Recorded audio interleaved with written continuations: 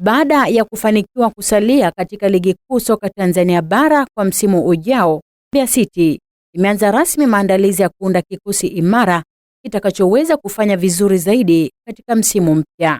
Afisa habari wa klabu hii Gwamaka Mwankota amesema uongozi umejipanga kufanya usajili wa ushindani ili kuongeza ubora wa kikosi na kuhakikisha timu inapata matokeo mazuri tofauti na msimu uliopita uliokuwa na changamoto nyingi.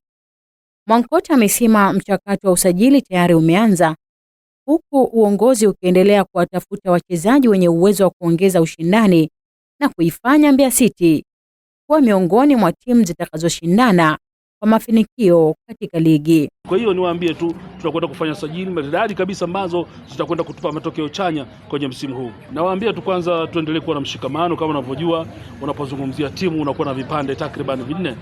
Kipande cha kwanza management, kipande cha pili technical bench, cha tatu players, cha 4 fans, nikimaanisha uongozi, bench la ufundi, wachezaji na mashabiki.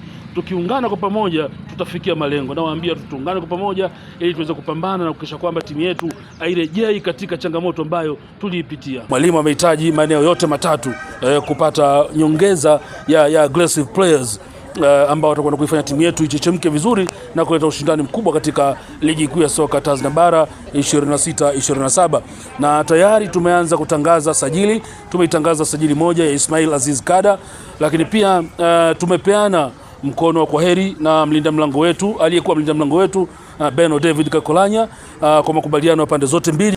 Tumeona namna gani watu wameinvest kwenye usajili, watu wameinvest kwenye kulipa, na watu pia wameinvest kwenye mabonus na vitu kama hivi ili kuhakikisha kwamba timu zao zinakuwa ziko vizuri, na hii imeleta ushindani mkubwa kwenye ligi ya soka Tanzania bara. Na hata umeona sisi hatua tulofikia ni mapambano mazito ya kuhakikisha sisi tunabakia ligi ya soka Tanzania bara. Mungu akasikia dua zetu, akasikia maombi yetu, akabariki mipango yetu, tumebakia kwenye ligi ya soka Tanzania bara.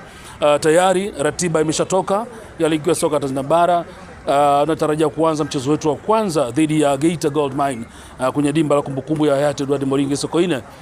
Huu ndio mchezo wetu wa kwanza wa kufungua dimba kwenye ligi ya soka Tanzania bara. Wadau wa mpira hawajawa kimya juu ya kusalia kwenye ligi kuu. Mbeya City wameushauri uongozi wa klabu hiyo kujifunza kutokana na changamoto zilizotokea msimu uliopita. Wamesema ni muhimu kufanya maandalizi mapema, kuimarisha kikosi katika maeneo yenye upungufu na kuweka mazingira bora yatakayoiwezesha timu kufanya vizuri zaidi msimu ujao. Kwa majina anaitwa Franki Mwaisumo, ni mkazi wa Mbeya hapa Mbeya jiji. Sisi kama wadau wa mpira kwanza tumefurahi na tunamshukuru Mungu kwa ajili ya kutuwezesha timu yetu kutokushuka daraja. Tumefurahia sana kuendelea kuwepo kwenye ligi kuu hii ya Tanzania yetu. Kwa hiyo ni furaha kubwa kwetu kwa kutokushuka timu yetu ya Mbeya City. Mimi wito wangu ni kwamba sasa hivi kwanza mpira ni wachezaji ambao wenye quality inayotakiwa. So sasa hivi usajili, watu wanasajili, wanafanya usajili wa maana. Kwa tunatamani sana viongozi wetu wanahusika na mambo ya usajili, benchi la ufundi, kupata wachezaji ambao ni wazuri ili kwa msimu unaokuja tena tusiwe na kushtuka kushuka daraja kwa timu yetu. Kwa tunatamani tuwe kwenye zile nafasi za juu zaidi kama ilivyokuwa imetokea hapo nyuma kuwa nafasi ya 4. Kwa tunatamani kuwa kwenye nafasi zile za juu.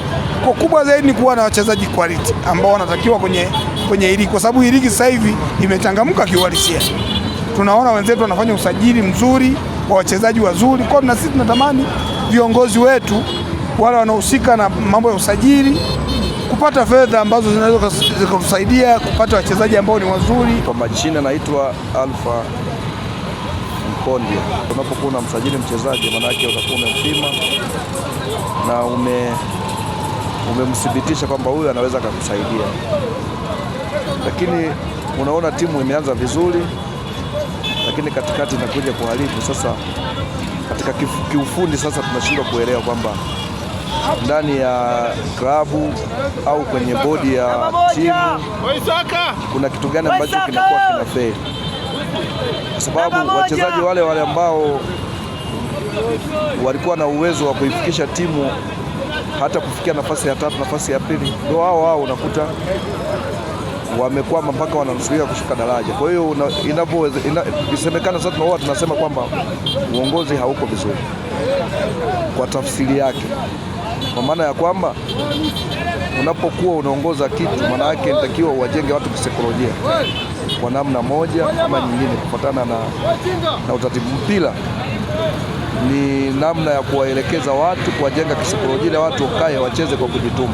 Majina anaitwa Isaka Mwaruanda, ni mkazi wa jiji la Mbeya. Mimi bwana, namshukuru Mwenyezi Mungu kwa kuwa timu imeshabaki ligi kuu, lakini nilikuwa na ombi kwa mheshimiwa mbunge wetu Patrick Mwalunenge pamoja na mheshimiwa Dr. Tulia, watutafutie wadhamini. Timu haina wadhamini, watafutie wadhamini ili waweze kutuletea wachezaji wale ambao wako bora. Kwa hiyo nawaomba sana, ombi langu limfikia mheshimiwa mstaafu, spika mstaafu Dr. Tulia Ackson. Namuomba sana tusaidie kwa hilo, tutafutie wadhamini, sababu yeye anafahamiana na watu wengi. Timu haina mdhamini hata mmoja, ndio maana tumepata changamoto hii hapa. Lakini tukiwa na wadhamini, sidhani kama tutapata wachezaji kama hao wabovu ambao walikuwepo. Tukipata wadhamini, watatuletea wachezaji wale quality kabisa, ili tuweze kushindana na Simba na Yanga na Azam, Singida Black Star, na sisi tunatafuta nafasi zile za juu, kuanzia nafasi ya kwanza mpaka ya pili, ya 4, na sisi tunataka tushiriki kimataifa. Mbeya City kwa sasa inaingia katika kipindi muhimu cha maandalizi ya msimu mpya, huku macho ya mashabiki yakielekezwa kwenye usajili na mikakati ya benchi la ufundi, wakiamini hatua hizo zitakuwa msingi wa mafanikio makubwa katika ligi kuu Tanzania bara msimu ujao. Usisahau kusubscribe, kulike na kucomment kwenye chaneli yetu ili uwe wa kwanza kupata habari zetu. Jina langu ni Elizabeth Nyivambe.